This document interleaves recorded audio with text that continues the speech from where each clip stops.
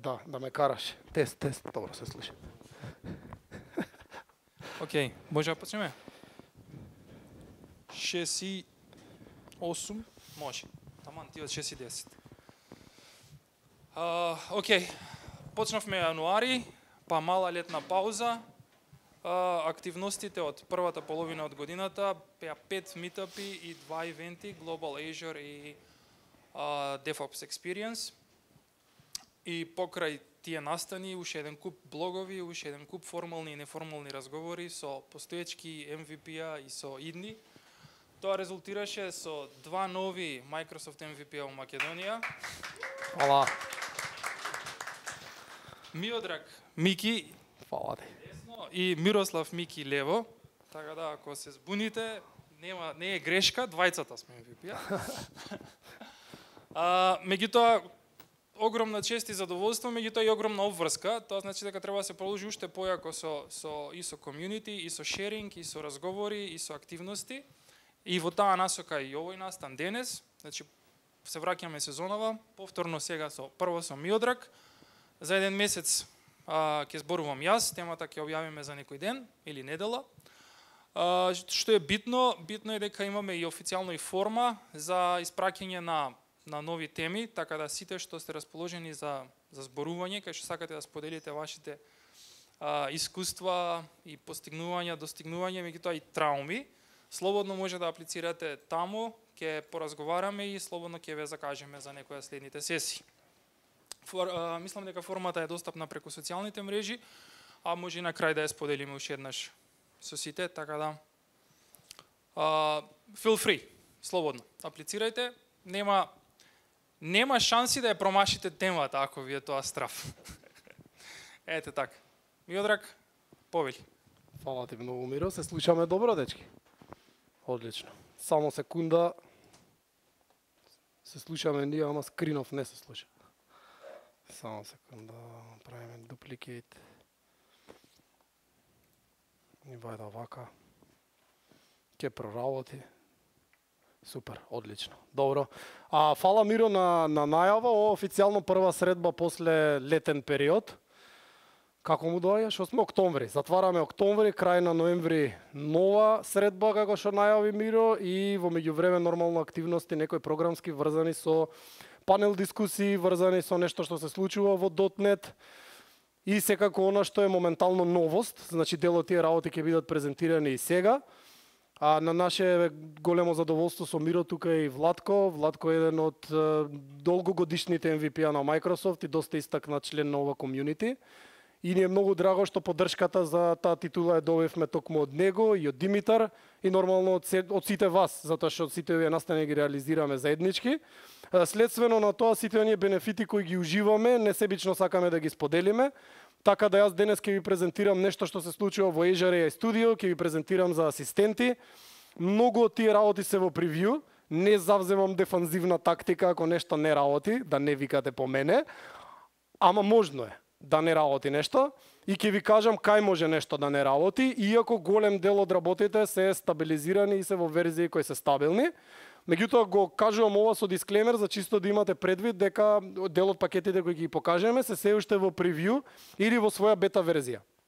Така да имате предвид на кај се движи апито, кои опции ќе бидат достапни кога ќе стане во General Availability, кога ќе добие целиот тој сервис и кој е практично делот што може да го искористите во потенцијални апликации кои ќе ги работите. Мислам тоа ни е комјунити делот и тоа сакаме да го споделиме. Сега многу интересна работа е исто така friendly reminder. Многу често ова е веќе hot topic, луѓево што прават на светско ниво, излегува нов модел, пошто зборуваме за генеративна вештачка интелигенција и пробуваат да видат колку Р има во јаготка, во стробери, колку Р има и тоа им е бенчмаркот дали моделов е добар или не е добар. Денес ќе се занимаваме со другата страна на приказната, односно како може стварно да ги искористиме паметно, односно ако реално ова некој го правил до сега, најверојатно работа му е во загрозувачка состојба и треба одма го напушти тој концепт mindset или матрица или како год да го наречам, затоа што реално нема никаква поента. Сега Microsoft AI портфолио, ова е многу значајна работа што сакам да ја видиме сите. Microsoft извади низа на когнитивни сервиси кои се поврзани со когнитивни активности, зашто се кажат когнитивни, затоа што се разумни, а паметни, интелигентни, адаптибилни, скалабилни и така натаму, кои практично се дел од нивното портфолио, а покриваат различни области кои се врзани со реалниот свет. Не би било логично да има нешто што не е врзано со тоа што го правиме. Во таа насока може да забележиме тука дека практично имаме поделба, условно кажано, некоја многу тенка линија граница на сервиси кои се достапни во широка примена за луѓе кои работат on a high level и сервиси кои се достапни на нас како девелопмент заедница и она што сакаме да го извадиме надвор од апликациите или да биде бизнис домен на апликациите, како што е пример интелигентно пребарување, заштита на самите податоци, работа со face recognition, работа со видео, вадење на транскрипција, работа со звук, тоа денес ќе биде тема на муабет, превод во реално време и секако Azure OpenAI како сервис кој практично е резултат на партнерството помеѓу Microsoft и OpenAI, а кој дозволува exposure на GPT генерација на модели. Морам да потенцирам дека кога станува збор за Azure AI сервиси, тоа е една многу широка палета на работи, кои се направени со цел, гледате од десната страна, дел од потенцијалните практични примени на овие сервиси. Што значи тоа во превод? По фер цена, во заштитена околина, добиваме сервиси кои не треба да ги развиваме од почеток. Пример, сервис за Optical Character Recognition. Нема потреба да куцаме алгоритам за препознавање на текст од слика, кога веќе тоа е направено. Сервис за препознавање на глас. Сервис за мимификација на глас, сервис за вадење на транскрипти, сервис за сумаризација, сервис за генеративна вештачка интелигенција во контекст на апликација и така натаму. Така да тоа е еден сет на апликации кој може да биде искористен, нормално со помош на сите овие кои се наведени тука, а потекнуваат од истото портфолио и генерално се користат од истите сервиси. Она што ќе биде предмет на муабет денес, јас се обидов да направам фузија на неколку од нив, за да видите колку е лесно или не е лесно да се интегрираат. Значи, од една страна имаме корисник, се гледа сликава, така? Значи, од една страна имаме корисник кој практично збори. Јас ќе зборам. Преку микрофонот на лаптопот, тој глас ќе се препознае на македонски јазик. Идејата е да биде преведен на англиски јазик и како преведен да се зачува во блоб контейнер. Од друга страна имам можност да аплодувам файл, пасош, лична карта, било каков документ, фактура, било што, кој ќе помине низ пайплайн на Document Intelligence, кој е еден од сервисите кои нудат Optical Character Recognition или препознавање на текст од слика и така натаму, кој практично ќе биде како текст зачуван на блоб, а штом ќе биде зачуван на блоб, односно практично кога ќе ставиме слика на блобот, ќе се активира функција која ќе го прати до тој Document Intelligence сервис и ќе го зачува на блоб она што го има видено на таа слика. Само ова малце го дополнив, значи има уште едно флоу. Кога ќе извлечам информација од некоја слика, ќе имам лична карта, пасош, нешто сликано за денес, ќе викнеме сумаризација до GPT-4 на Azure OpenAI, тоа ќе сумаризира што има видено и тогаш ќе го запишеме во блоб контейнер на централизирана локација. Од таа централизирана локација имаме индексирање, односно претварање на податоците во вектор, кој е совршен формат за праќање на chat-based комуникација, односно совршен формат за работа со Retrieval Augmented Generation, нешто што го трубиме реално подолго време. Од друга страна, ќе ви покажам што се случува на поле на асистенти. Тоа е многу популарна тема. 2025 година е, како што беше рак за претходниве година и пол.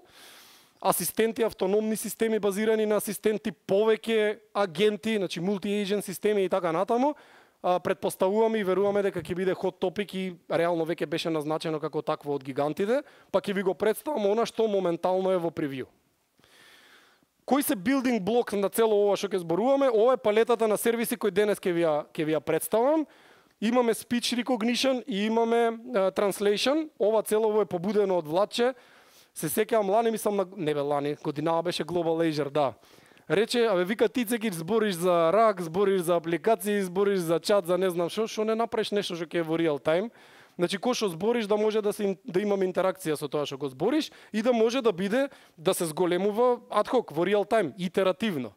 И побудата ми са мотивацијата за целото ова е муаветот од Владче, не го слушајте, значи не дека е лесно, ама па и многу се учи. Затоа и човекот веројатно поставува такви предизвици.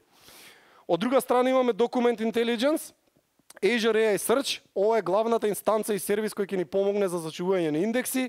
Имаме индексери, она што го спомнав, што ќе го референцира индексерот и ќе го полни, ќе го храни со податоци.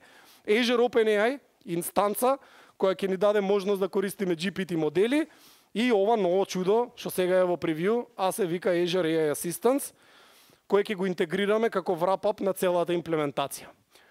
Кратко само за сервисите, значи не е тоа научна фантастика, многу луѓе, значи кога ќе слушнат speech recognition, translation и си викаат сега чекај јас доаѓам од друго поле, дали знам, дали можам, дали претходно имам читано и слично. Идејата е дека ова на high level со можност за сериозна кастомизација по потреба во однос на use case и пак ќе речам по fair цена и нормално availability. Имаме text to speech и speech to text како сервиси, како функционалности, speech to text real time асинхроно и бачирано. Значи од говор да се извади транскрипт. Нешто слично што се случува на Teams, например кога имаме комуникација на Teams. Text to speech, обратниот процес со тоа што има pre-built невронски мрежи и гласови кои можат да се искористат во таа насока. И оно што е многу интересно, тука имате извадено веќе и сериозно speech SDK, кое практично е репрезентирано и може да го видите дека може да биде имплементирано низ палета на повеќе програмски јазици, ќе се задржиме на C#, меѓутоа гледате дека C++, Go, Java, Python и така натаму и така натаму. Инаку сите овие се моментално случаи каде што Microsoft го има инкорпорирано овој сервис. А нас ни е достапен во рамките на нашите апликации. Sales Support, Cortana, предпоставувам сте користеле, Live Captions на Teams, она што го користиме за состаноци и слично.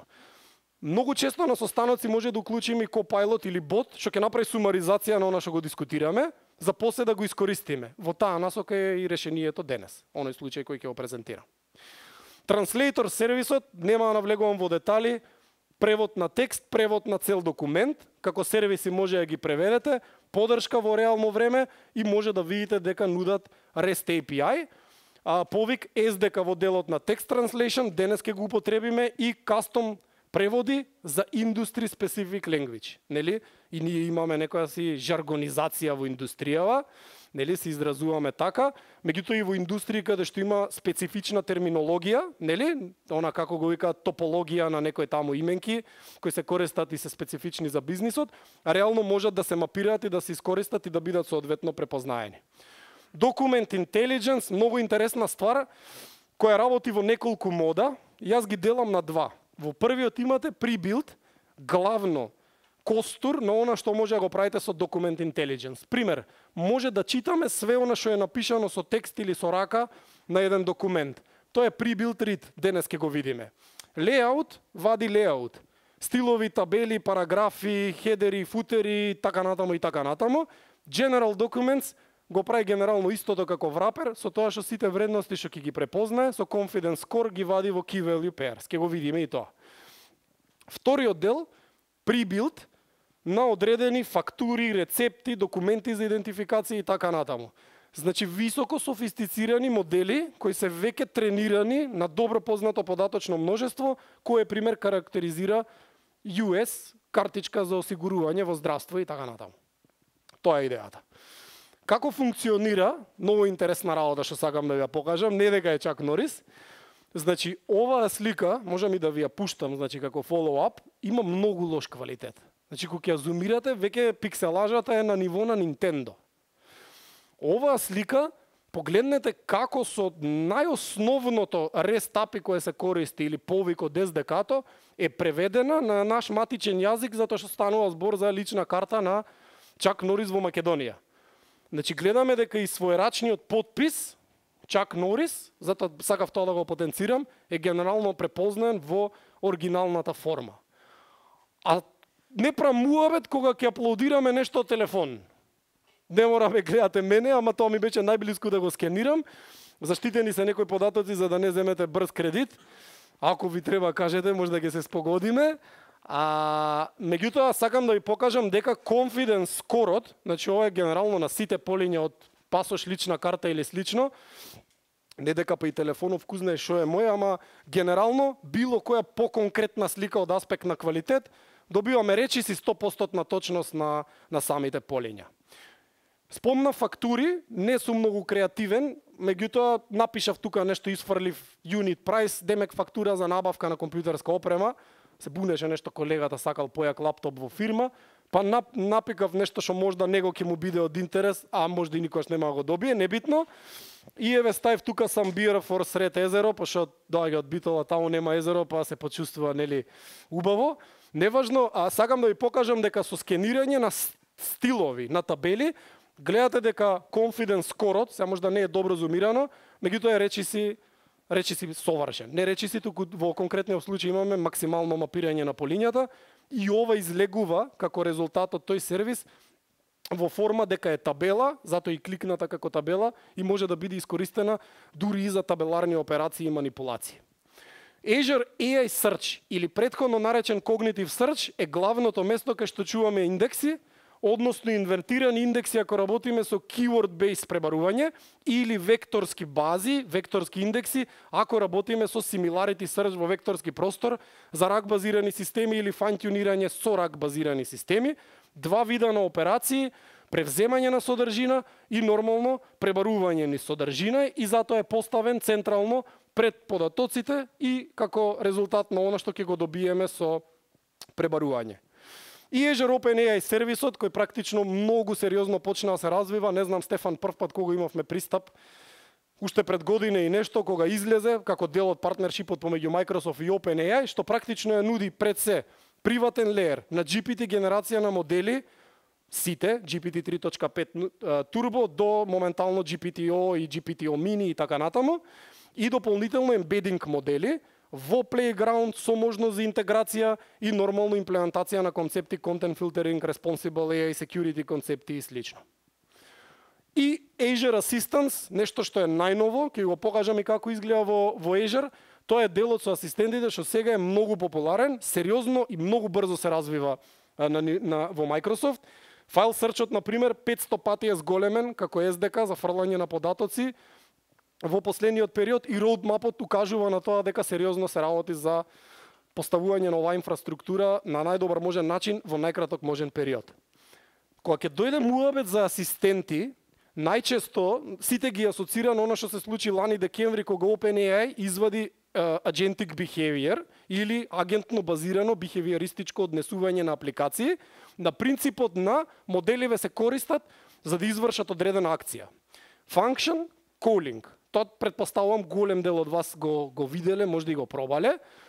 Меѓутоа тоа не е така практично, односно самите модели не можат да извршат нешто. Ќе ви покажам и зошто, ќе ви го покажам и со код. Ај концептов да го видиме. Значи имаме асистент, чатбот ќе го наречеме, небитно, кој потоа има можност да работи преку тредови, трет е практично една нишка на комуникација. Значи со еден корисник, во кој се чуваат пораките, секоја порака, прашање одговор е репрезентација на ран, а секоја детална анализа на она што се случува при комуникација се вика run step. И има неколку статуси кои се следат, со тука некои флагчиња кои ги наредив, како state машина, што може да правиме и како системот е свесен кај. Зошто се важни овие агентиве? Ако имаме Retrieval Augmented Generation, значи приказна, имаме наши податоци, барам нешто, пребарува во нив, го наоѓа она што е најблиску на она што го барам, му го пушта на LLM-от, добивам одговор. Со асистентите имаме можност да искористиме концепт кој се вика Require Section. Затоа се вика Function Calling. Меѓутоа, тие не повикуваат функција, можат да препознаат функција, API, лоџика, интеграција и слично преку описот на истата. И генерално кажав дека не можат да викнат функција автономно, а зошто се викаат автономни? Затоа што можат да го препознаат тоа и да извршат одредена акција, условно кажано, без директна човечка интервенција. И ќе го видиме и тоа како изгледа, ќе го покажам преку код. Значи, јас би рекол дека она што се вика function calling е misleading терминологија во индустријата и треба најчесто да се врзуваме со тоа structured output.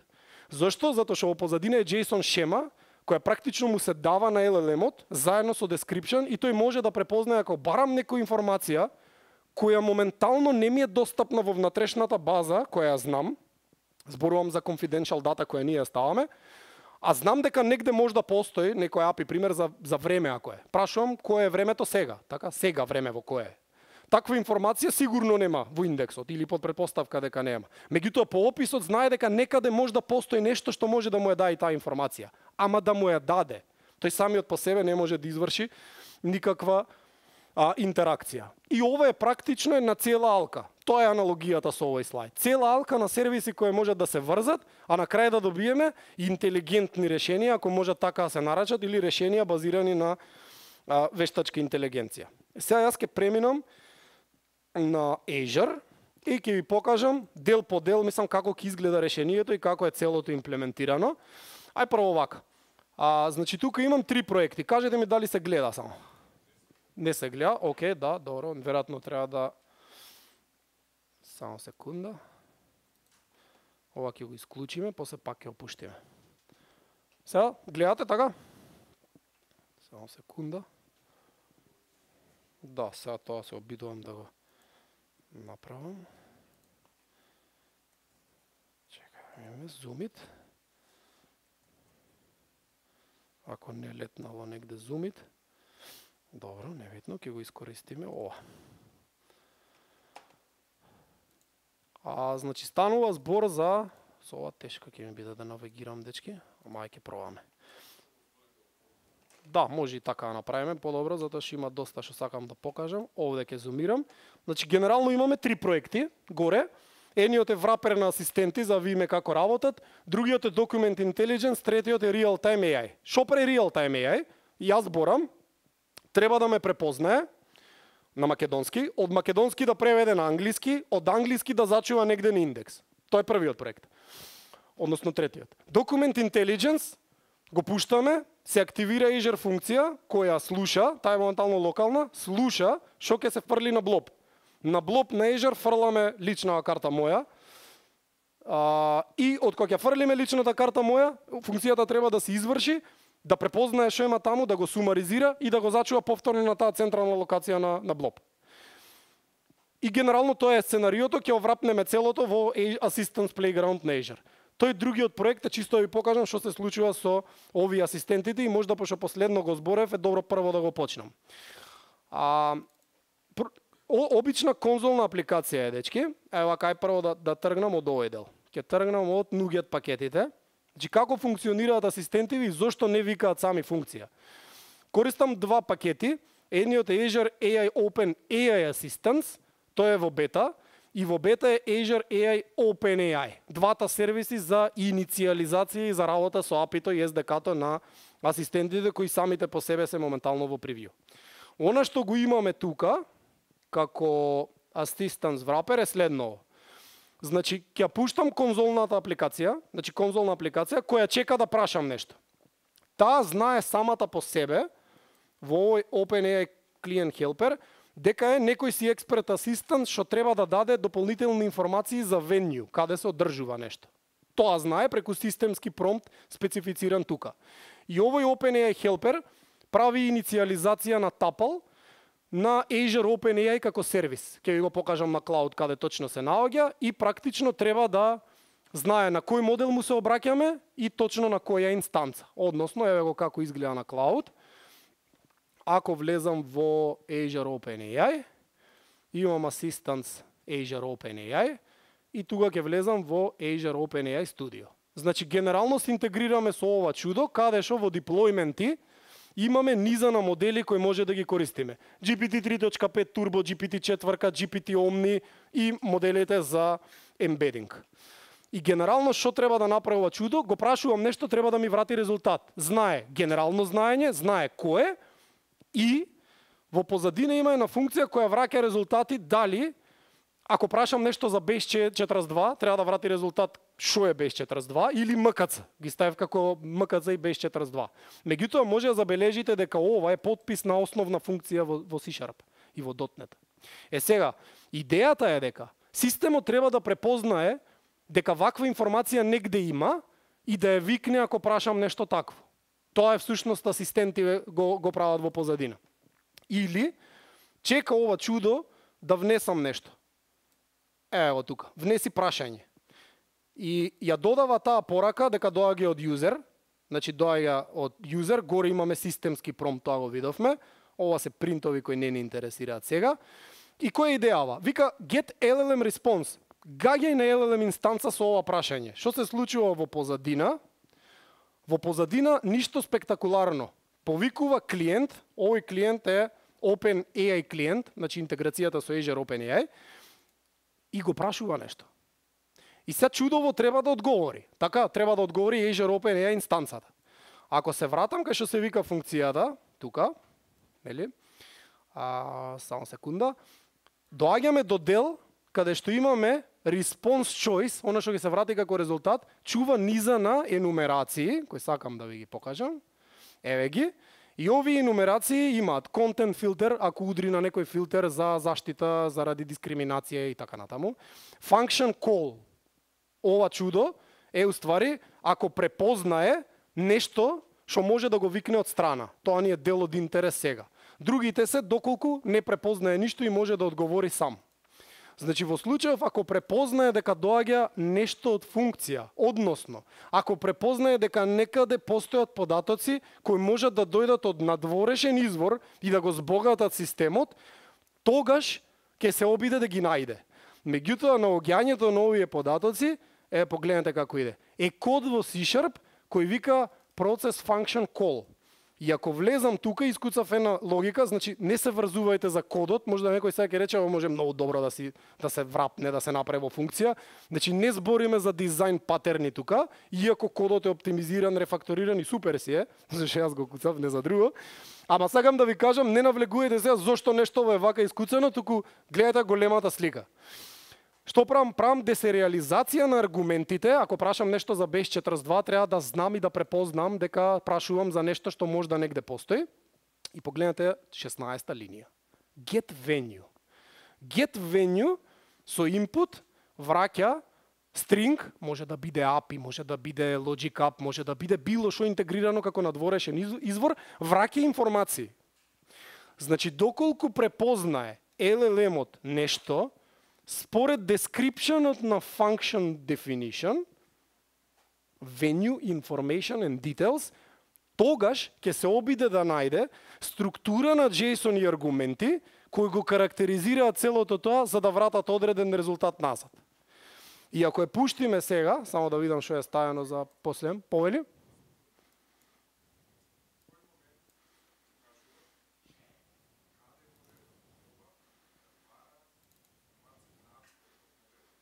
Значи тоа е го каде е направено, само секунда, тоа ти е супер прашање. Чекај, само име кај го имам. Да. Значи ево ова get venue info function. Значи ова е сега SDK-то на C# го покажувам. Името на функцијата, значи се дефинира име на функција, тоа стои тука, се дефинира опис, најбитната работа, дечки. Ако има сродни функции, многу е важно да има дистинкција по опис. Сродни, мислам, на некоја сродна дејност што ја прават. И се ставаат параметри, во случајов очекува име на параметар кој е required, еве го овде, и нормално опции за сериализација. И ако го викнам ова, кај се повикува, ќе видиме дека во делот на инициализација, овој тапал што се прави тука, покрај стандардната инициализација за интеграција со Azure OpenAI, тука има get function details кој се додава на овој конструкт овде, значи кој е function definition. Ево го. Да. И тука може да имате многу функции. Сега, она што од пракса го видовме, тоа го работиме со Дамјан, тука е до Стефан седнат. Поголем број на функции не значи подобро решение, посебно ако доаѓаат во сроден домен. Descriptionот е многу важен. Меѓутоа, rule of thumb, повеќе од 4-5 функции за одредени сценарија кои се сродни, не би препорачале. Затоа што може да дојде до забуна во однос на препознавање што треба да се викне. И нормално descriptionот да биде многу добро дефиниран. Сега ќе стартам. Да, descriptionот тој го препознава практично исто како LLM, знае дека некаде нешто му се наоѓа, односно потенцијално му се наоѓа. И сега идејата е дека тој ќе проба да го повика ако ние сакаме. Односно, тој не го вика нашата апликација, добива резултат и му ја пушта него. Еве ти шо најдов, креирај сега одговор. Ме сваѓате како функционира? Затоа практично има заблуда во индустријава дека асистенти ве викаат функции. Не. Кодот на апликацијата наша вика функции, а резултатот му го дава на LLM за да креира одговор. Тоа е многу битно да се разјасни во целаа приказна. И еве, например, ќе опрашам, тука додадов некои линии за промптање, ќе го стам кодов видлив да биде, може да го пробате нормално. Ако опрашам who are you, ајде најосновно прашање, да не тупиме, и сега имам ставено промптови да кажат, еве, враќа одговор, I am an expert assistant, така натаму, и стај флагче, with или without function calling, ако викне функција, да каже дека викнал функција. Without function calling, затоа што не му треба, односно он претпоставува дека не му треба ништо друго, односно дека јас го барам овој одговор. Сега го прашам, tell me some information for Base 42 venue, пример. Ете, Base 42 го имаме. Да. Ова информација, ајде ги поминам овие, сакав да го видиме дебагингот, ама веќе го објаснив. Гледате што се случува во извршувањето. Значи, LLM identified a function call името на функцијата. Препознал по descriptionот дека некаде седи некој API, екстерен извор на информации, кој дава информации за venue. Во тој случај get venue info. Пробува да се реализира и да добие аргументи како се вика venue-то кое го барам. Тука е многу важно да имаме добар промптинг. Base 42. И пробува да изврши функцијата и добива одговор кој практично го добиваме ние од функцијата. И сега ако прашам how did you know that? Пример, гледате дека во контент меседжингот на она што го дискутираме, има контент кој е системски промпт, контент кој е юзерот, еве го системскиот промпт, юзерот што прашува, односно јас, и ова што обележано виолетово тука е function. Тоа е дополнителниот атрибут кој практично кажува дека овој контент доаѓа од функција. И гледаме тука дека викнав пак функција и практично flow was executed with calling user function и погледнете шо враќа. Значи ова не е одговор кој е негде запишан. I have access to a database that allows me to retrieve. Значи он мисли дека е database. А практично е функција. Се разбираме? Значи кодот на нашата апликација го дозволува тоа. Сега тука ми беше многу интересно ова чудо да ви го покажам. Azure Assistance API Overview Beta. Значи овде, само да видам кај беше тоа чудо, ако го најдам. Ако не, ќе поминеме после, ако ги најдам. Концепт, само да ви го покажам како функционира позадина. Може да не ја најдам сликата, не знам точно која документација беше, ама да видите како точно се извршува, дали беше во Deep Dive, го имаат сменето можда. Како се извршува, ќе ја најдам можда. Не, ова се статусите. Data access, небитно. Има една функција, ќе ја најдам можда до после, мислам една слика многу интересна, која мене многу ми помогна да сватам што се случува. Значи, повикот реално се случува во нашата апликација. Никако не го прави LLM-от. Тоа беше поентава на целото ова. Се, од аспект на решение, она што сакам да го покажам, одиме во делот на speech service. Ево го speech сервисот, сакам да ви го презентирам, за да го видиме целото решение како работи. Speech recorder, ќе влезам во Speech Studio да видите како изгледа. Значи се креира инстанца на Speech Service и која ќе ја креирате, добивате цело Speech Studio, кој е high level abstraction на целото SDK во позадина. Speech to text, text to speech, предефинирани сценарија за транскрипција, pronunciation, Whisper е тука, сценарија, некој од напред дефинирани, на сличен принцип како што беше ML.NET, еден куп ствари кои може реално да ги искористиме out of the box. Истата слика и со Real Time Translation Service. Таму нема студио, меѓутоа гледате дека има sample code и try it, нешто што може сам да го детектира или да го ставите. Значи, ови го кажувам како изгледа на Azure, за да не добиете представа дека овие во позадина се работи кои бараат темелно разбирање на концепти од вештачки интелигенција или Deep Neural Networks поврзани со text translation и слично. Од друга страна, она што исто така е многу интересно, тоа сакам да го покажам во делот на, кај ми отиде, Document Intelligence, ево како изгледа Document Intelligence, и тој има едно студио, кој може да го искористите да видите каде најмногу и на кој начин може да добиеме резултати кои ќе ни ја бркаат работата. Во случајов, еве ги pre-built models, овде, сертификати за мажење, женење, personal tax и така натаму, се најжив.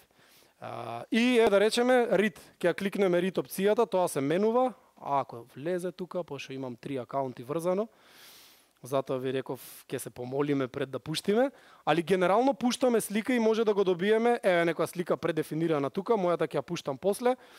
Ако удрам run analysis, само ви покажам како функционира и што би добиле ако го користите апито и што би добиле назад. Еве го чудово какво е. Значи овде може да забележиме Enhancing the Patient and Provider Experience, кога ќе се кликне, еве го, гледате дека прво добиваме точки во простор, тоа се 2, 4, 6, 8, секоја точка е определена со 2 координати, да не навлагам во нешто што ќе ве наежи и вас, небитно. Меѓутоа, овде во резултатите, еве го контентот, параграф, хедер, футер, све може да фати, може да видиме и дополнителни информации кои ги враќа апито, а кои се врзани со, еве, confidence score, например. Значи, реално, многу лесна интеграција со она што се добива. Како изгледа во код, ќе го покажам таа интеграција, мислам ќе ја покажам самата интеграција во код, Document Intelligence и тука треба да има вакво нешто. Значи тука немаме ништо специфично, освен делот на, само секунда, инициализација на Document Intelligence, тој дел нема да го поминам, и еве го како изгледа. Значи овој клиент е практично Document Analysis клиент. И тој се инициализира со key и endpoint на самиот сервис, Analyze Document from URL. Значи, from URL. Реално добиваме анализа на документот, која се запишува во Analyze Document Operation.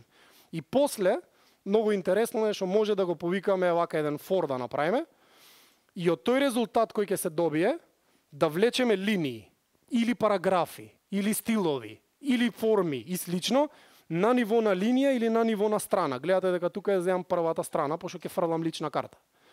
И сите линии може да си ги запишеме во некој лог или да ги пратиме некаде на некое место. Толку интеграцијата, значи практично со Document Intelligence. И ако одам сега да го ранувам овој solution, Real Time AI пример, нема да ги пуштам сите одеднаш, ќе го пуштам Real Time AI, само секунда. Ќе пробам нешто да зборам, не знам, да му кажам дека е есен, да не забегаме. Есен е, така? Да. Окей. Значи, Real Time AI, само да влезам во она што се случува. Real Time AI треба да препознае глас, треба да го преведе на англиски, треба да го стави на storage. Тоа го видовме. Како имплементиран инициализација на blob, на translator и на speech. Тие се фрлени за статична класа, некој ќе рече зошто не се во секрети, тоа е идејата и причината зашто ви кажав да не го гледате толку кодот, пошто никој не рече, веројатно сте согласни и ми е мило. Како имплементирано во позадина, event based driven, значи креираме ивент и на него закачуваме, ако препознаеш говор, направи нешто. Што треба да направиш? Треба да го преведеш со Translate English, односно да го преведеш на таргет јазик, во случајов тоа ќе биде англиски. И тој ивент реално се стартува и се повикува, односно се стартува веднаш, а се гаси во моментот кога ќе кликнеме некој копче на тастатура, пошто е конзолна апликација. Translate на текст го зема текстот кој сакаме да го преведеме и може да видите дека освен преведувањето која е асинхрона операција, дополнително имам логирање стаено за да видиме што ќе препознае. Преска со Илија го тестирав, Илија збореше и препозна дека бугарски збори, така да многу е битно и што ќе кажеме, чисто да знаете. Сега, пред да преминеме таму за да може да ми верувате дека е така, јас ќе влезам во што треба да влезам? Во Storage Accounts. И ќе влезам во ова, местото каде што чуваме блобови. Овој блоб source data е блобот кај што треба да се зачувуваат recordings. Јас ставив тука некој контент, чисто да видите дека на него ќе се апендова. Значи датум од денешен, 2024 и овој настане за тоа што го зборам во моментов, ако има смисла. И исто така е организиран од македонско.net community и денешен спикер е Миодраг, тој сум јас. Ова е како изгледа фајлот горе на блоб. Сега го пуштам решението, Real Time AI. Денес е годишно време есен.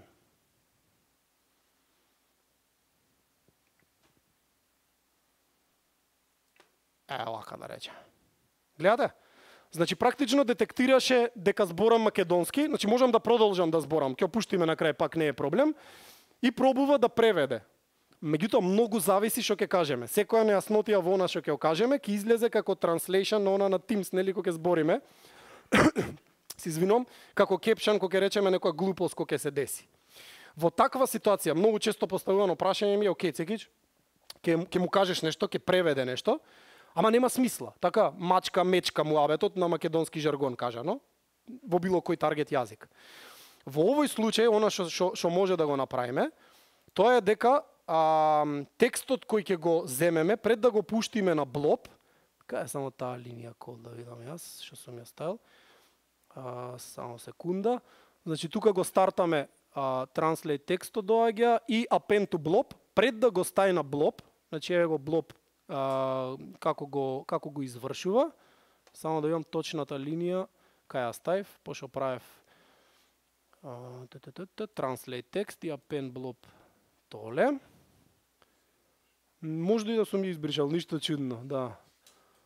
Upload на блоб, ама ми треба, само да видам дали тој код го имаме искористено, се е можно. Upload async прави, append, ама треба ова да го сумаризира, дечки. Само да видам зошто не го сумаризира. Не, добро, сумаризација имам ставено само во Document Intelligence. Океј.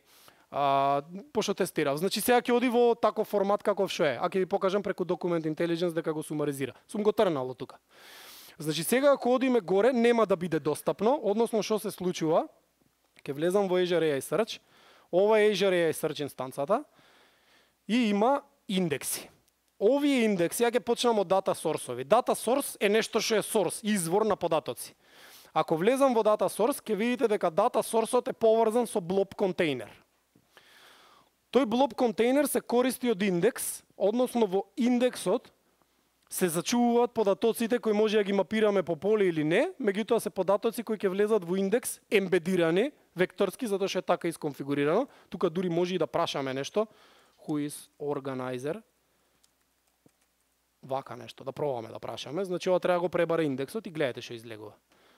Значи, hello everyone, еве го излегува чанкот, оној што реално моментално се наоѓа на блоб. Значи може да прашаме. Значи стандардно пребарување по keyword или хибридно со вектор направено тука. И индексер, оваа структура што прави пред 4 минути е ранувана, сега ќе ја пуштам мрачно поше на 5 минути, кога ќе ја извршам, оваа структура треба да оди до блобот, да види дека сум кажал нешто ново и да му каже на индексот, еве ти ги тие податоци што се последно зборени и нека ти бидат тебе достапни на чат-ботот како таков. Ова значи дека од кога ќе е success, еве го е success, односно in progress, еве го, сега ако влезам во storage account, ако работи, би требало да работи, ако влезам во containers и ако влезам во делот на source data, во recording и направам edit, треба есента да биде жолта, односно да ја имаме таа информација. Еве го. Гледаме така? Today is the time of autumn. Значи таа информација е веќе зачувана во самиот блоб. Од друга страна, пред да преминам на playground-от како wrap-up, од друга страна го имаме Document Intelligence решение, кое сакам да го стартам и да го видите, она што ви го покажа во студио. Ќе опуштам Document Intelligence.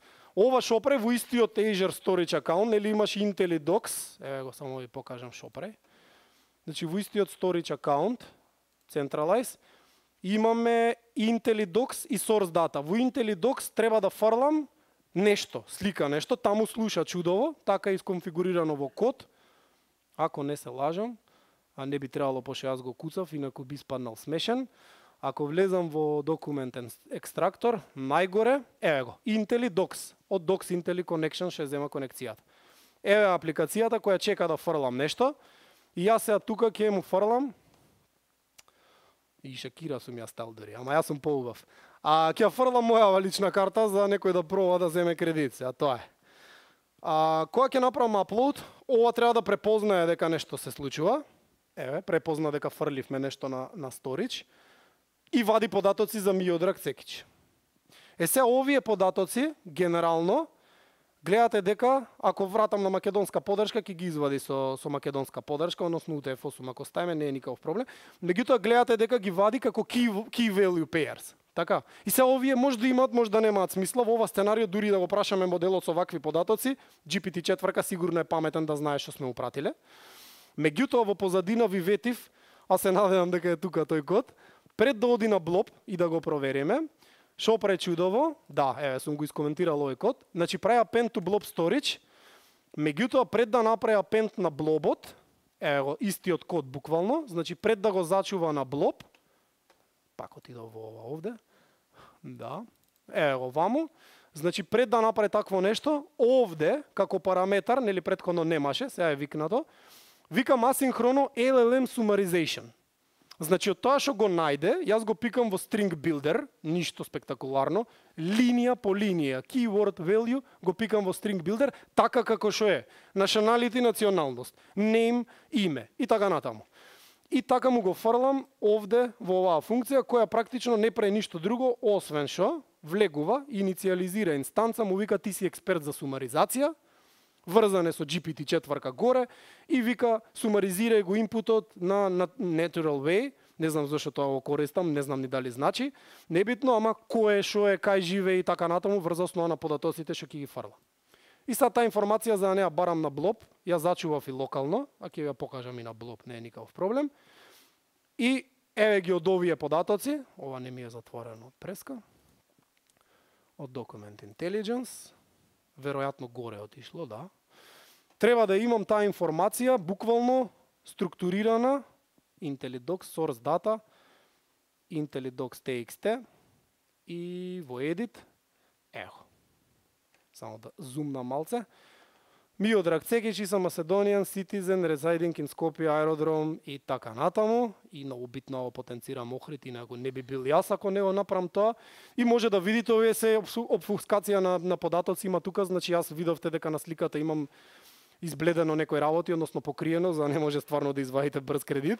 А меѓутоа гледате дека оваа форма е сумаризирана и е многу попристапна за моделот. Значи вака ако ја пуштиме вака информацијата, реално е окей.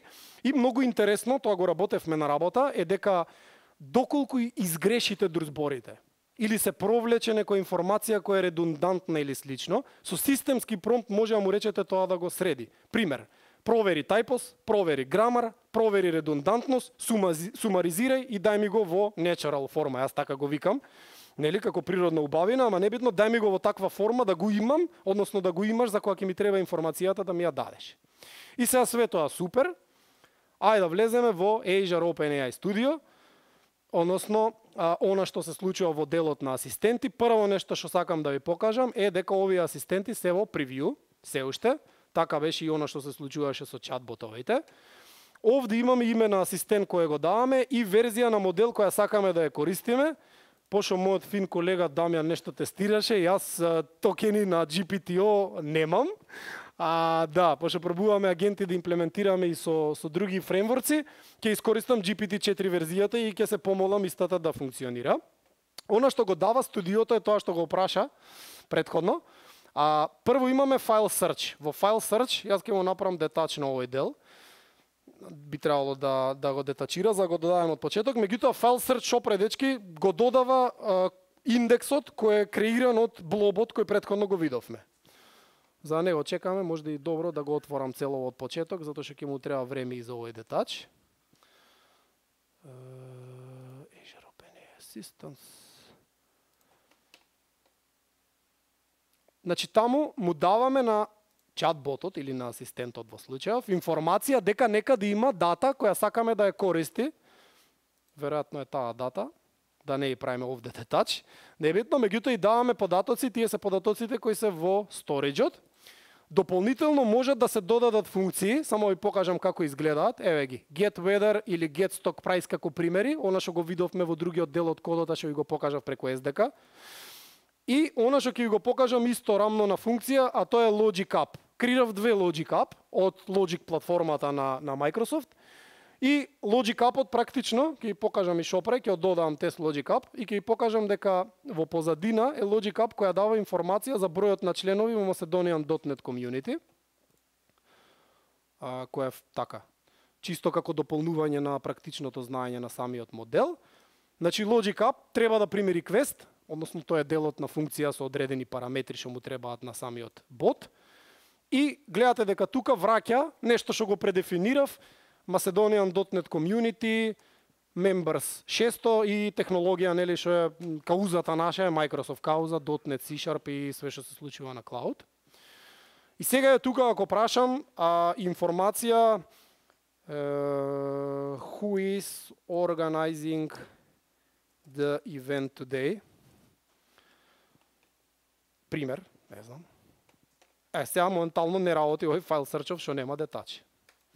И затоа ќе му направиме детачи, ќе почекаме, а додека чекаме, овде може да се направи и не се направи. Тоа ви го кажав дека можно е да се случи доколку работиме на превју горе во Azure OpenAI. Како? Во кој смисол каде? Да, не, значи муабетов ми е мене да пробам да го стигнам она што се случува во тука моментално. Да, ова е башка проблем, да. Гледате дека ова функција е обележана со овакво. Да, се надевам дека ќе проработи ова за детач, ако не проработи ќе пробаме нешто со обичниот чат да видите како функционира, ама ќе ми е мило да ви го покажам целото флоу како работи. Да, може Миро да поставиме некој прашање, јас се надевам дека ќе проработи, инаку ова е декларацијата за што е превју. Па ќе завршиме, ова е крајниот дел што сакам да го покажеме. Може прашање некој дали има, во случајов. Немате сега да нема, значи што имам јас прашање, ако нема друг. Кај speech анализерот. Видов дека за да го детектира практично input Добро. Speech постави македонски. Последно што гледавме на еден проект е дека има лимит колку input јазици може да препознае. Тоа е првото прашање, дали имаш некој фидбек, дали има некоја новина во однос на тоа. И второто прашање е дали имаше исто лимит на должина на спич. Не сум го проверил тоа искрено, за јазиците мислам дека беа 128, така нешто. Стефан работеше на еден кейс каде што требаше да се направи сумаризација на медицински белешки. Тоаш го гледавме апито и мислам дека имаше сапортирани 128 или над 100 сигурно. Сега во должината на текст, не знам колку експериментиравте со колкав текст, пошто немам навлезено искрено во должина на текст.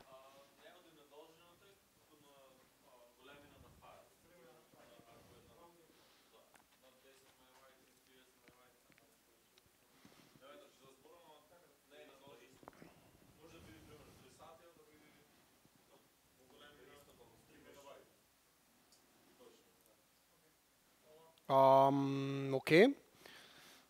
Фала ти за прашањето. Го повели слободно. Јас ќе пробам овде да додадам локален файл, односно ајде да пробам да ги избришам, да видам вака дали ќе функционира. Затоа што ќе проработи тој модул, ама да ги избришеме и да го додадеме тоа како што треба да го додадеме. Или на крај може и да го избришеме, ама ми е шубе да не отиде цело. Или што да ми е шубе, кога веќе процесинг прави. Ете видиш, одма заврши кога ќе треба бришеш. Небитно. Select existing vector store. И сега оди најди го кој е. Create new vector store. Upload and attach. Ете го. 76291 ќе предпоставиме дека е тоа. Who is organizing the event today? И ќе се помолиме да функционира. Да. Добро, ова е даме во ситуација ова. Ќе пробаме вака. Да, ова е до токенизацијата, ама добро, ќе сватите поента, се надевам ќе профункционира. Ова е веќе infrastructure related и е затоа cutting catch. Да, не, викам на друг модел му ставам, ќе пробам уште еднаш. Или вака имаме. Ако не, ќе пробам да го додавам рачно и да ви го покажам. Не може, гледате, значи едноставно мора from. Да, DevOps. Не, муабетов е дека е стварно уште во цела работа во превју. Еве го гледате дека и Vector Stores делот, ќе додавам еден from scratch за да не му мислиме 33201, ако заборавам, аз ќе заборавам сигурно, ќе ме подсетите. Add Store 33201. Еве го овде и на него ќе му речам, за да не мислам исто. Ќе влезам во storage акаунтот и Centralized Repo Storage и ќе влезам во контейнерите и ќе влезам во Recording и во IntelliDocs и не можеш да ги спустиш нормално едно по едно, па ќе влезам вака, ќе му направам download, ќе кликнам овде и ќе му направам download и ќе ги земам, ги вака, па добро бе, тука се, осмица и кец. Се ова ќе го исклучам, пошто не знам кај бев. Еве ги. И тука ќе му речам Select Local Files. Ево ка. Ето. Ока. Еве ги овде 33201. Памтам бе човече, не сум толку стар. Верзија 4, File Search, Manage. Ај ќе му ги додавам јас овде сепак вака, да не правам детач сега, да не експериментираме. Нема потреба, лесно ви вас си седите удобно, пивце си пиете. Тука failed. Добро, ајде детач и ќе му додаеме attach. Сега select existing 33201. Шукер се додае. И ајде добро ќе му додавам една функција, ако работи за да го проверим и ова, test logic up, функцијата што треба да врати members. И hopefully се инициализираше. Сега тука, да видам само дали има нешто што би ме изненадило. Не, добро. Овде има параметри за подесување, значи параметри кои се за креативност на моделот, детерминистика на моделот, топи, сите оние флагчиња. И сега да не купувам време, што би рекле. Who is organizing the event today? Today. Ајде да пробаме. Врти. Надежно е, да, ама не мора да значи ништо додека не го видиме, нели? Generating response. Значи сега е врзан за storage. Исто така е врзан за... Океј, да. Ке пробаме. Мислам дека ќе проработи, само да видам кај имаме токени. Инаку ќе ви кажам и зошто се случило ова и како да го превенирате, да не мислите дека не може да се случи со било што го правиме. И тоа е многу битно, пошто нас реално ни се провлекува како лимитација кога работиме за клиенти. И тоа и поентата на овие митапи, да го споделиме како такво. А сега веројатно е и споро затоа што сме во тајм зона кога реално се користат овие чуда. Ама и вака ќе направам сега јас. Уште еднаш ќе пробам, дечки, ако не ќе направиме паузи, ќе пробам да го проработам. Ќе диплоирам, ај со себе пат ќе видиме и како се диплоира. Многу едноставно. Ќе диплоирам GPT-4o mini модел, значи ги сите модели кои се достапни овде. Само confirm и овде имаме можност за кастомизација на самиот модел и ќе му речам дај ми as much as possible токени, затоа што Дамјан има потрошено се. Океј, го имаме сега, влегувам во Assistance, да видиме дали имаме тука Assistance Vector Store 100, ова само ќе го додадеме, Logic Up-от. Сега за сега е направено дека Logic Up-от морате да го додадате на секоја инициализација и who is organizing the event today. И само секунда да видам кој модел го одбрав. Ајде мини. Ајде брату, имај токенизација, ама уште не е инициализиран тој. Така што не знам што модел да одберам, искрено ви кажам, за да профункционира. Па да, ама така нема да ја доловам самата поента. Ќе пробаме, дечки, ако не, ќе пробам да го решам за 5 минути, ако не го решам, ќе опуштам како follow-up на сесијава, ама еве го. Значи вака, фала ви на сапорте, значи за ова треба трпение, значи. The event today is organized by the Macedonian.NET community, which is consists of 600 members и се фокусира на Microsoft технологија. И сега сакам да го прашам, how did you know that? Пример. Сега ова е проблемов што не може да треба да врати дека има викнато функција или how do you know that there are 60 members, пример, не знам, вакво нешто.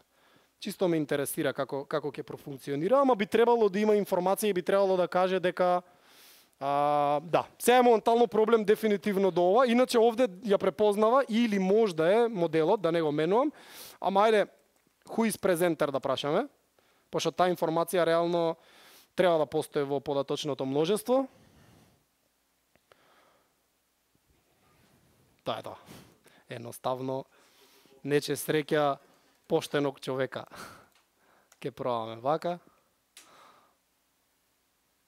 Да не се брзате. Се дешава све. Да. Како? Сега ќе видам да со минито, ама дефинитивно е нешто до... Веројатно е спремен, да. Ама... Ево. Сега. Да пробам вакво нешто. Значи, ова дечки го немам пробувано дома, искрено ви кажувам. Ова е на база на она што го имаме пробувано на use case-ови. Ево. Значи, гледате дека сега ги добива информациите од личнава карта моја, која беше фрлена. И ќе пробам и уште еднаш ова. How many members are there in Macedonian.net community? И бидете секојаш фини. Сега, например, не може да ја препознае таа информација, затоа што ова logic функција, can you try again? Само ме интересира, да име како ќе пофункционира. Да, сега моментално не ја влече функцијата. Ајде да ја реатачнам и ќе пробам уште еднаш. Како? Аха, може да е тоа, ама и не би требало искрено. Затоа што members треба го препознае по keyword based search, ама да. Ќе ја додавам сега уште еднаш функција овака и ќе пробаме само да пробаме дали функционира, затоа што тоа е wrap-up на се она што сакав да го покажам. Who is organizing или how many members are there in Macedonian. Што не го копирав, бе? Ко Стефан се понаша. Тоа е тоа. Значи има проблем, ама видовте дека 600 врати и таа информација не доаѓа од Vector Store, туку си доаѓа од ваму. И what time of year we are, нешто вака. Не знам што ми паѓа на памет, да видиме дали ќе го најдем, мада сега може да не работи заради интеграцијата со Logic App.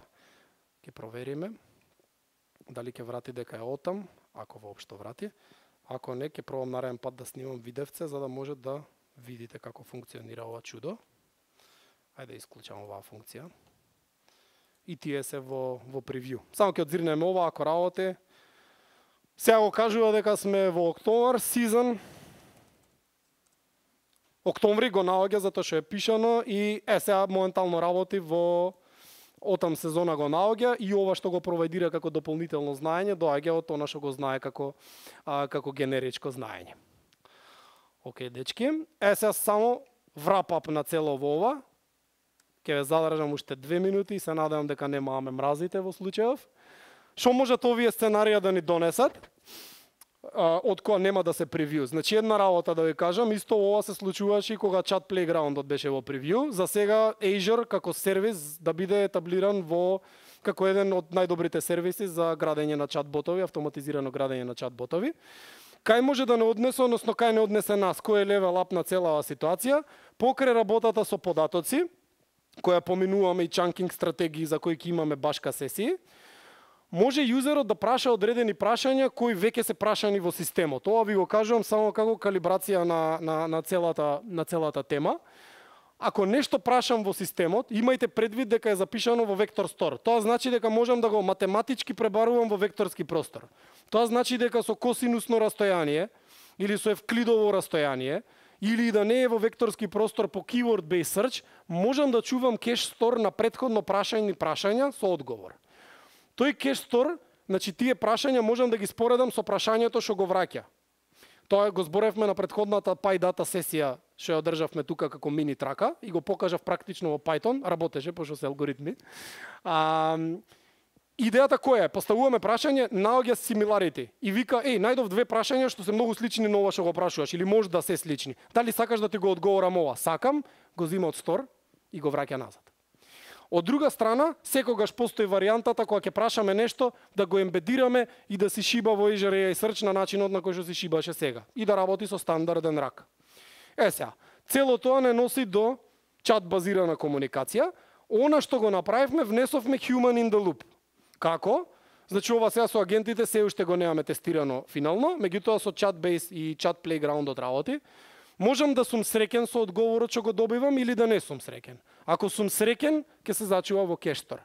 Ако не сум среќен, со техника на промпт инженеринг и ставање на причината зашто не сум среќен, ќе го поминам уште еднаш целиот циклус до моделот и ќе побарам начин да бидам среќен со резултат кој би го добил или да сватам дека тој резултат во системот не постои, да се откажам и да речам не сум среќен, тоа е тоа, или тој податок не е провајдиран со контекстот кој го имаш.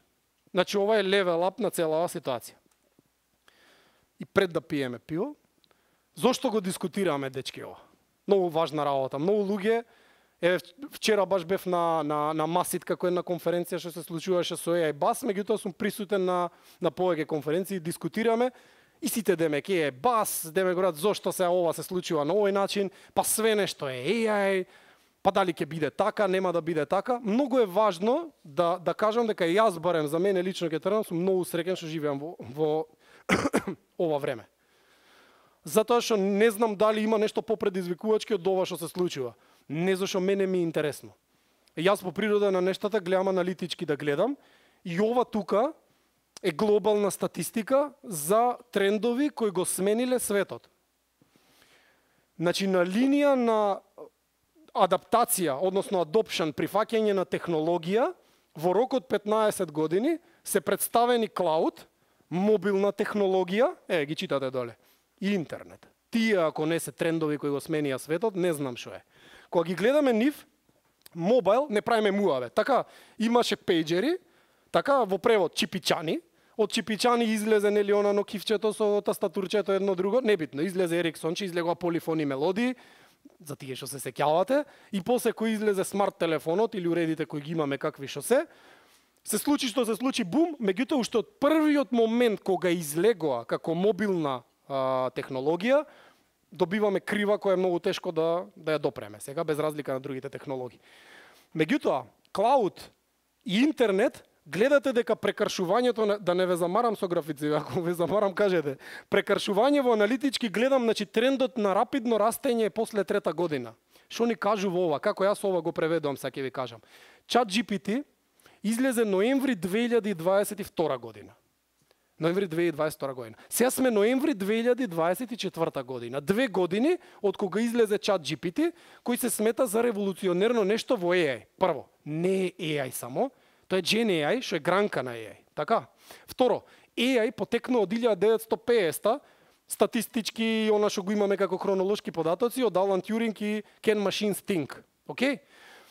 Важна година за ноември 2022 година е 2017 година кога излезе Attention is all you need или трансформерите, кои беа зародиш во 2018 на GPT-1 за NLP-то да еволуира во GPT, ChatGPT, фајнтюнирана верзија на GPT 3.5 за ние да комуницираме со неа. Не се, ноември 2022 година излезе GPT, сите паднавме на газ. 2 години после тоа, доаѓаме во ситуација да збориме за системи кои прават автоматизација, за оптимизација, не со цел на кратење на луѓе, туку за добивање на дополнителна иновација во целиот овој процес. И сега зошто го спомнав ова? Тука негде сме. 2 година од примена на генеративна вештачка интелигенција во индустријата. Не знаеме како ќе движи трендот, ама го дискутираме затоа што сметаме дека има огромен потенцијал во одредени use case-ови кај апликациите. Не дека ќе осмени традиционалниот начин на софтвер инженеринг, меѓутоа дефинитивно има некое влијание. Кратка статистика, 2025 се очекува дека 10% од светски генерираната податочна структура и контент, информација, ќе бидат комплетно поседувани од Gen AI. Од друга страна, 30% од MVC, оние што се POC би рекол, POC и POV, во 2025 ќе бидат напуштени заради недобар adoption или недобро поставување на инфраструктура врзана со Gen AI. Меѓутоа, сите показатели и индикатори викаат дека ни се случува сценарио на форкаст на генеративна вештачка интелигенција, еве го bull кейсот, кој гледате дека практично поминува клауд и поминува нормално она што го очекуваме да се развива, односно оди барабар со она што се случува со интернетот и со клаудот. А знаеме интернетот што ни донесе, немаше бидеме тука, како дознавте за настанот. И знаеме клаудот што ни донесе, има и други графици кои ги представував на Global Azure, како луѓето кога имаше клауд вика све ќе е он-прем, не можам да работам со дата во клауд, за денес да дискутираме за cloud native апликации, она све што може да го искористиме од сервиси, без при тоа да имаме deep knowledge за тие ствари. И во таа насока, пред вака официјално ви се заблагодарам што стварно имавте трпение и многу го ценам тоа и сите фаци што ве гледам денес имате посебно место во мојот живот токму заради овој момент. Имав едно прашање кое ми го поставија вчера на панелот. Ми го постави Весна од Киншифт и рече дали чувствуваш страф, односно ни го постави на сите панелисти, дали чувствуваш страф од ова што се случува моментално. И мојот одговор на тоа, мислам, јас лично како Миодраг Цекич кажувам дека напротив, јас се чувствувам возбуден. На моменти имам проблем да престанам да мислам на одредени работи, кога ќе сватам и кога ќе размислам што све оваа технологија може да донесе. Не само од аспект на GenAI, многу често ме поистоветуваат со GenAI. Луѓе, translation, speech, функции, врзување на индекси, кластеризирање на индекси, сето е достапно со 4-5 клика сега во клауд. Нормално се кастомизира, меѓутоа е достапно како никогаш претходно. Од друга страна, спремање на абстракт за нешто. Контекстно пребарување. Имаме Google, линеарно пребарување по keyword-based search и имаме можност да колаборираме со LLM или SML кои практично ни даваат контекстуална репрезентација на самата информација. За мене тоа е нешто кое ме возбудува, искрено ви кажувам, и кое не ме остава рамнодушен од аспект на тоа што може да го видиме во иднина. Во таа насока, со стварно онака широко отворено срце, сакам да ви се поклонам за трпението и кога ќе го спремам целиот овој кейс да работи буквално на клик, ви ветувам дека ќе го аплодирам како видео, за да го видите флоуто практично како функционира, кое сигурно ќе се деси па здравје Боже веројатно за помалку од месец дена. Особено ако дојде и сервисот во некоја стабилна верзија. Пред да се поздравиме, да ви покажам само уште една работа, јас обично љубам овие работи да ги направам.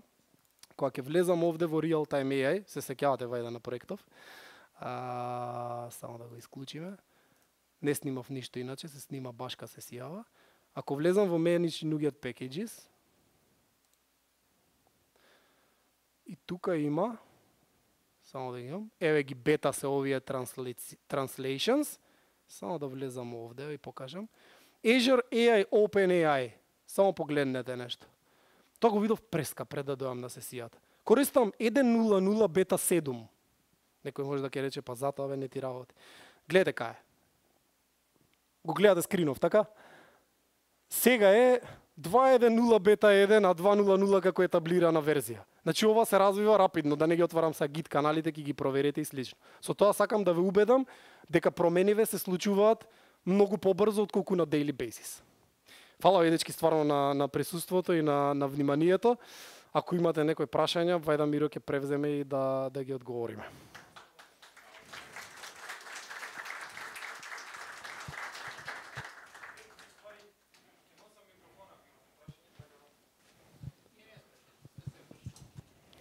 Пивце може да се напијам, така?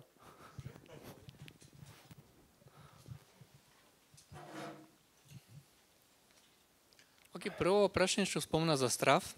Ми текна на Девин, не знам колку си запознат со Девин. Да. Јас лично не сум amazed. Поеќе маркетинг и vaporware отколку нешто што навистина би требало ме заплашува, ама една година, за 2 години, за 3 години, како ја гледаш таа технологија да се менува како автоматски 100% машински програмер што работи се.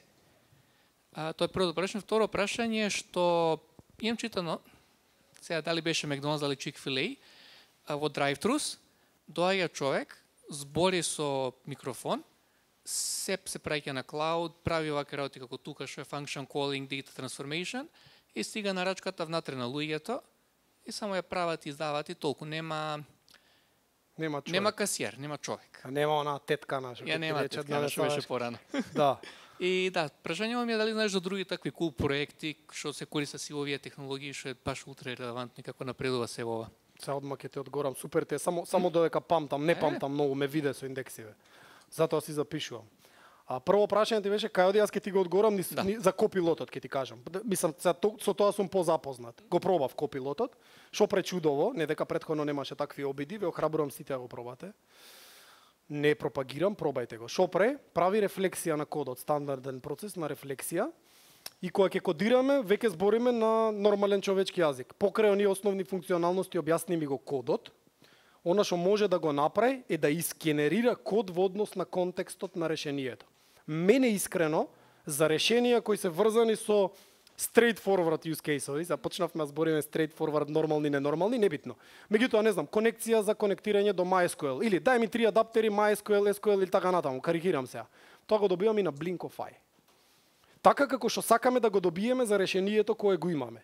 И практично, многу повеќе од 30% добиваме boilerplate или vanilla код, кој може да го твикнеме ако ептен сакаме, нели, за да завршиме одредена работа. Тоа за мене е фантастично нешто и фантастичен acceleration. Од друга страна, за ова второ што го кажа, ние работевме на следниве случаи.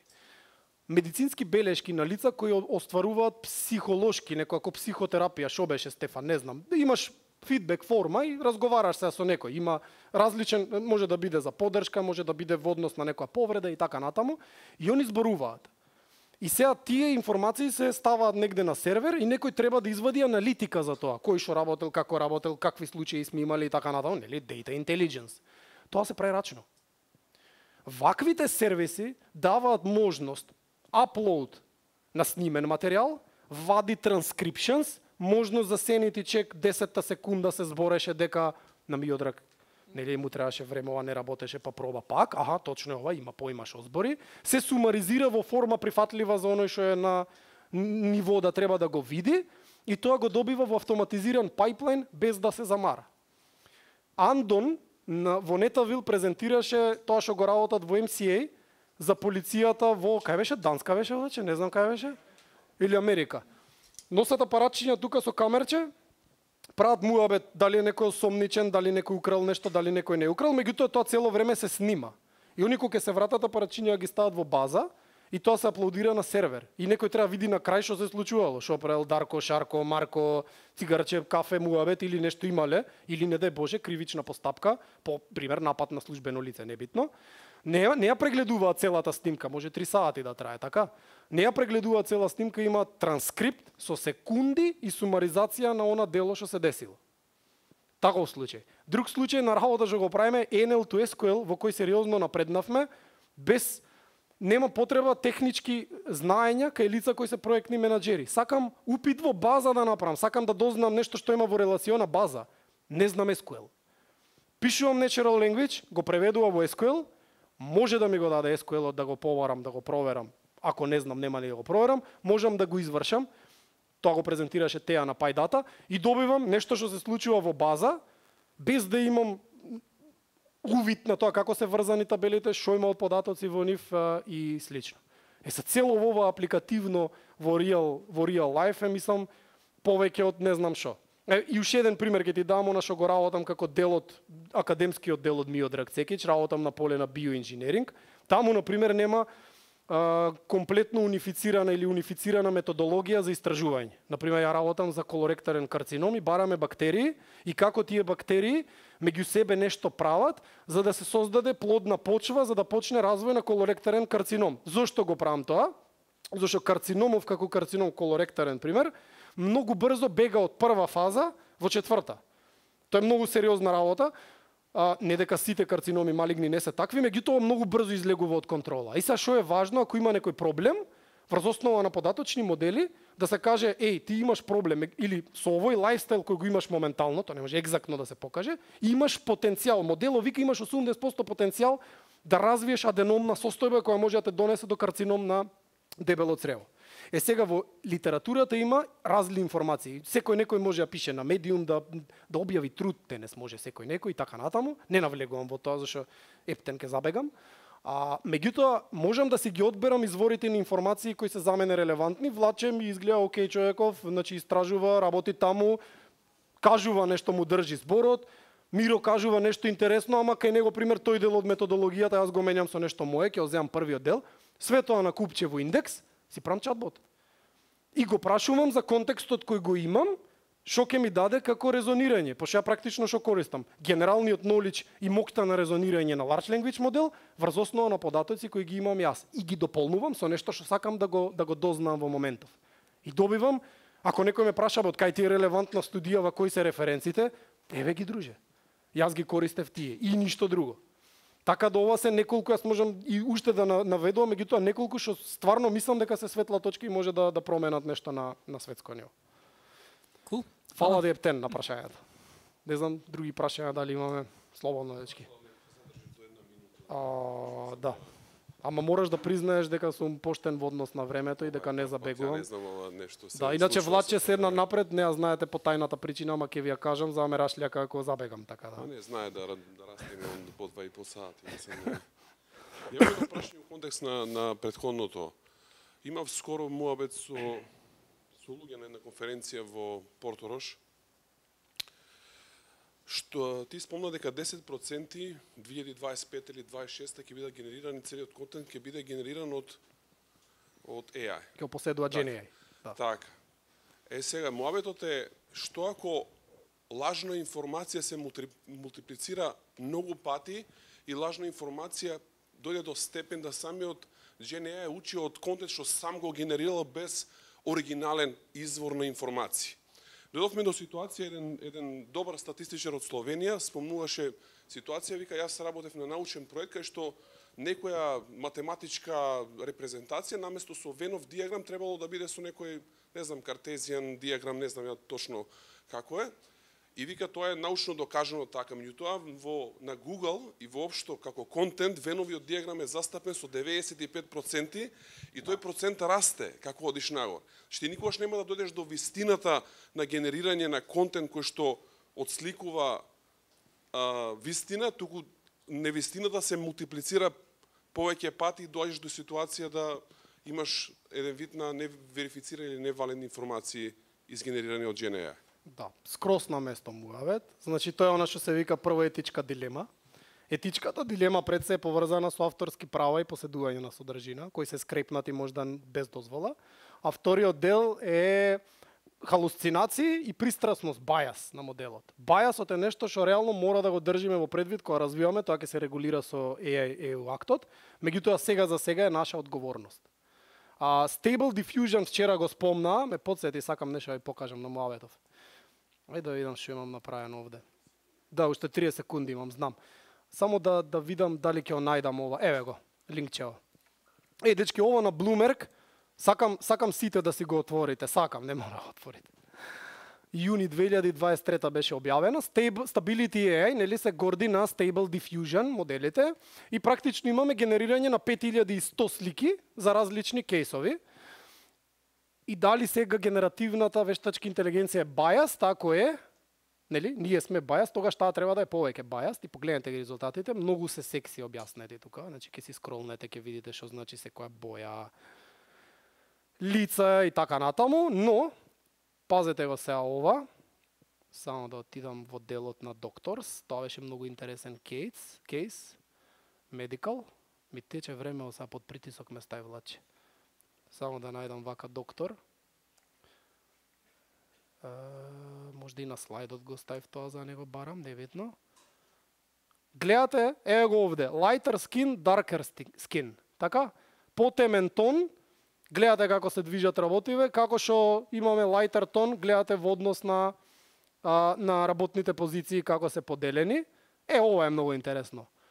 Значи, 39% од докторите се жени во податоците на светската популација, она што го имаме како статистички показател. Моделиве генерираат само 7% слики, од 5100 слики, 7% слики се таму кај што имаме генерирани жени. Мислам, не гледам феминистички на ова, не гледам на никој. Најпластичен пример како ќе го објасниме. Овој бајас, ево случајов, ете присутен, и секогаш ќе фаворизира. Пример, ако одиме криминал нешто да пребаруваме на овие модели, дај ми слика со криминал, секогаш излегуваат луѓе со потемен тон. Односно се фаворизираат луѓе со потемен тон заради начинот на кој се тренирани моделите. И тоа е многу сериозен проблем. И уште поголем проблем е делот кога генеративната вештачка интелигенција ќе изгенерира контент врз основа на кој ќе се генерира контент за она што треба да го правиме. Да.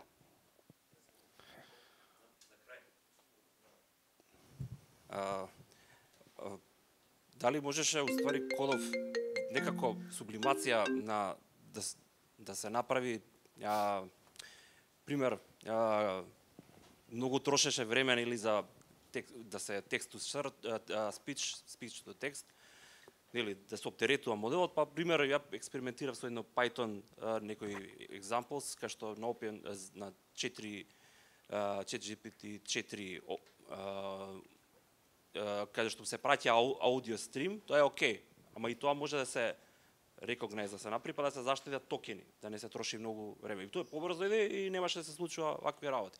Сега тоа е, речеме дека е окей, презентација за некој најобичен член што не сака да програмира, туку сака да искористи Така, тоа што, да, тоа е окей според мене. И втората работа, она што спомна за Copilot, например, Copilot стига до не само што да креира проект, туку има некои проблеми нормално, но до совршенство за подпросечните и просечните програмери невозможно е да го интегрираат. Значи наоѓа грешки, юнит тестови, така. Прави цел solution.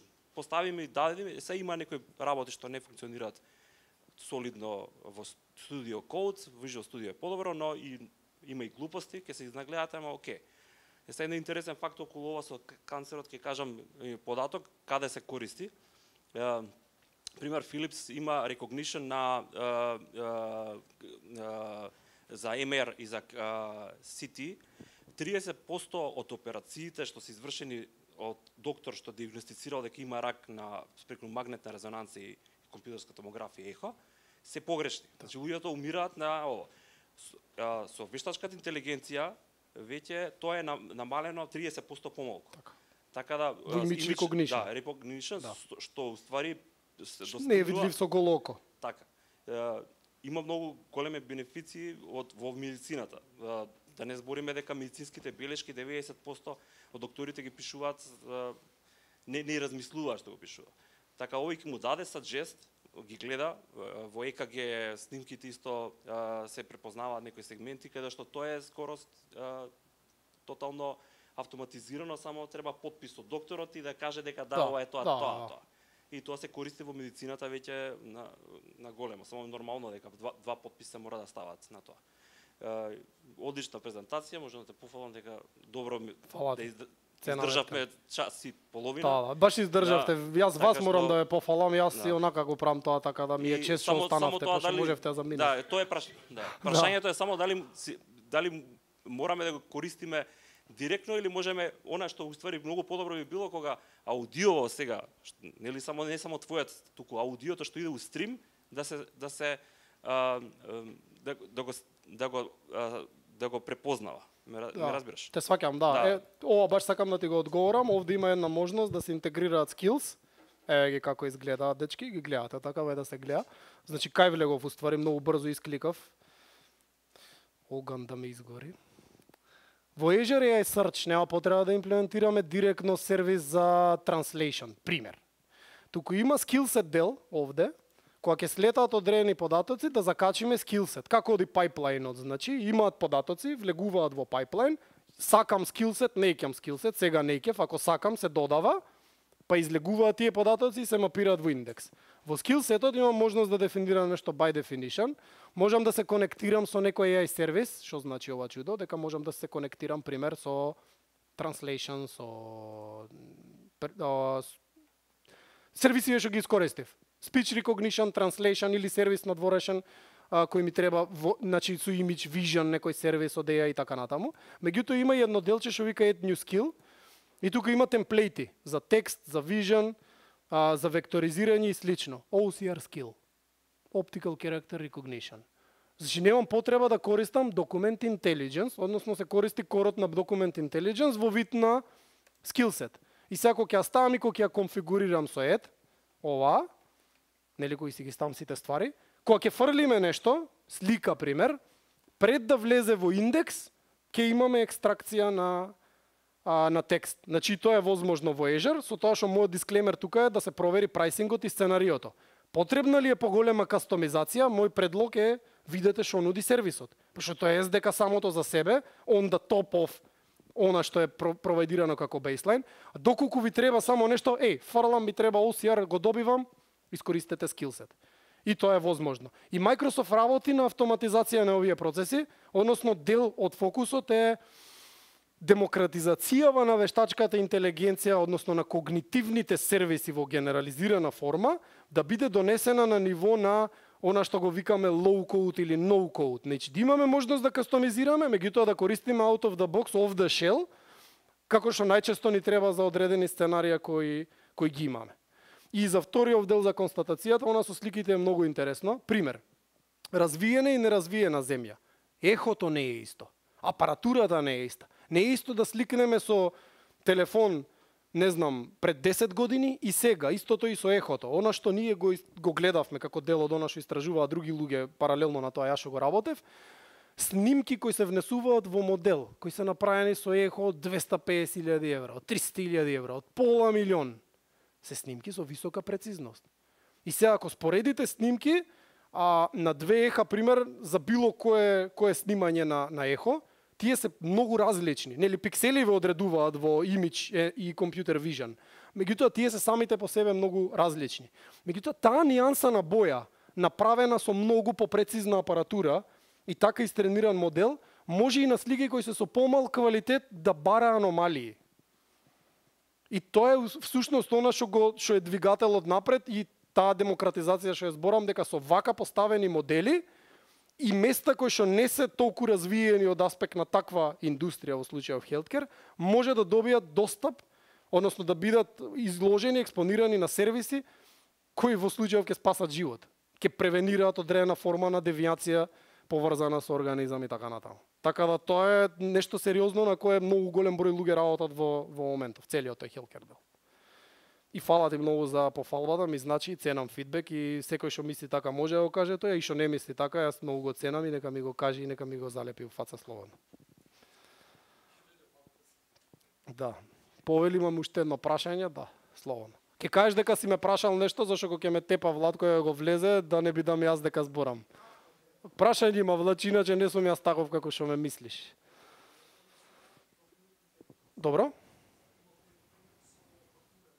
Така.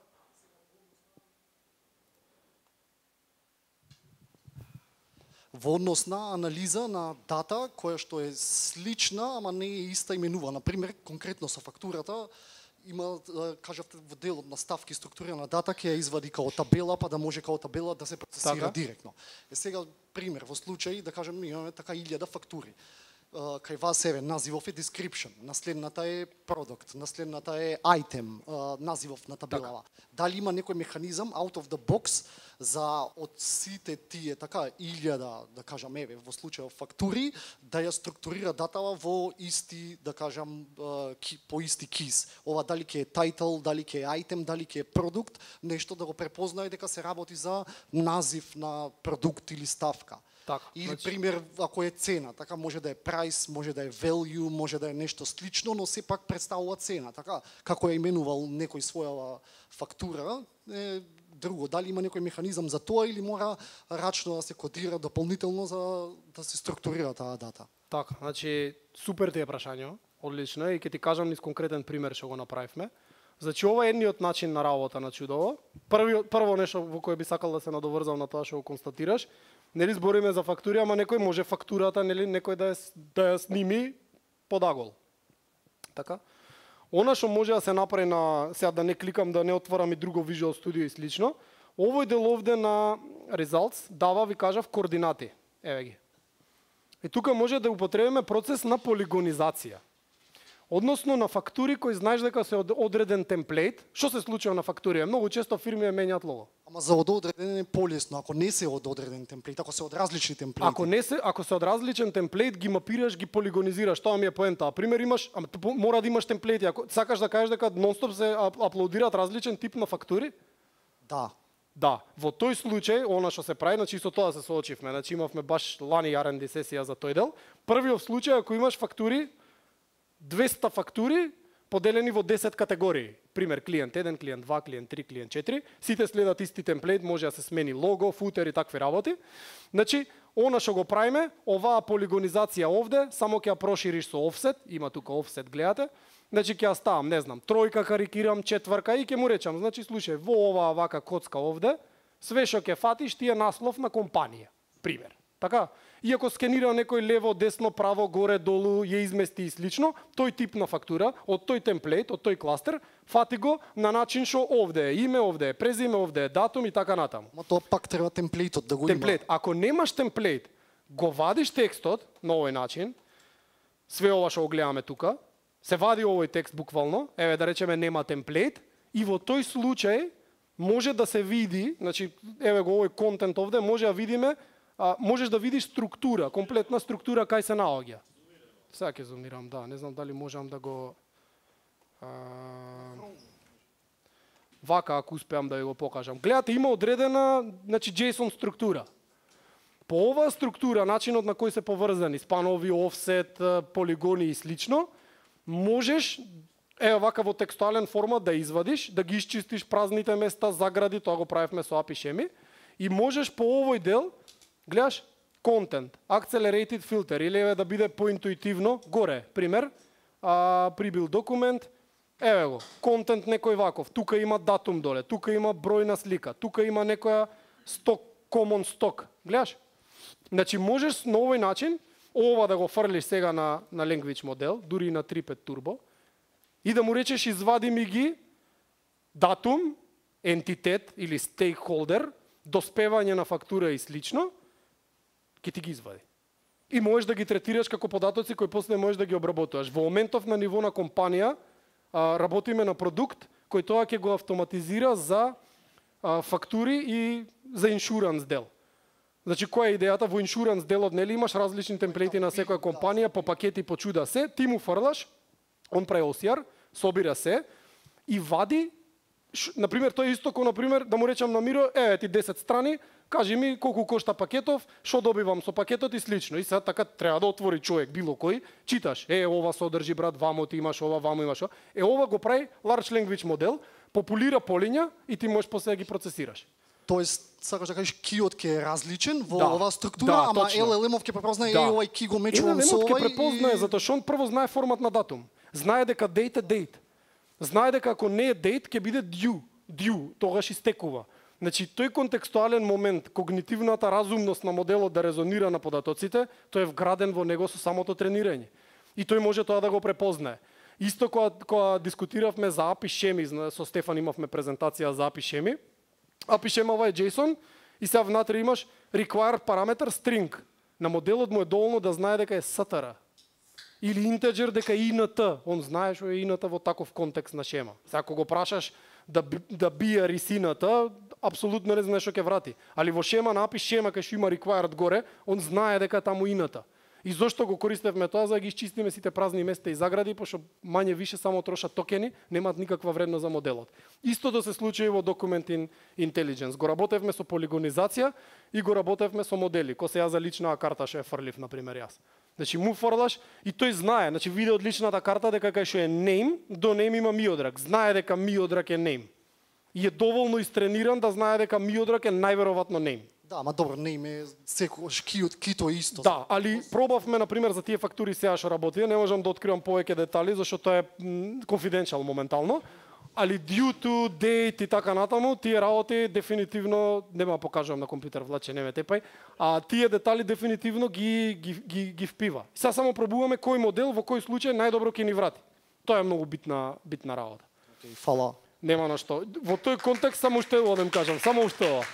Во тој контекст, дечки, на прашањето кој модел да го користиме, треба да правите бенчмарк, меѓутоа она што го увидовме вчера, искрено ви кажам, е дека бейслайн верзијата на GPT-4, овако у дискотека е, бейслайн верзијата на GPT-4 генерално дава најдобри резултати, дури и со сапорт на македонски и на српски, затоа што имавме такви кейсови.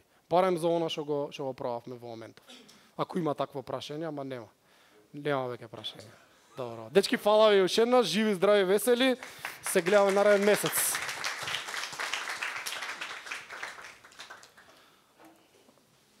Сега Илија ќе пушти музичи и може пивце да се напиеме. Не си одете, нема веќе прашање.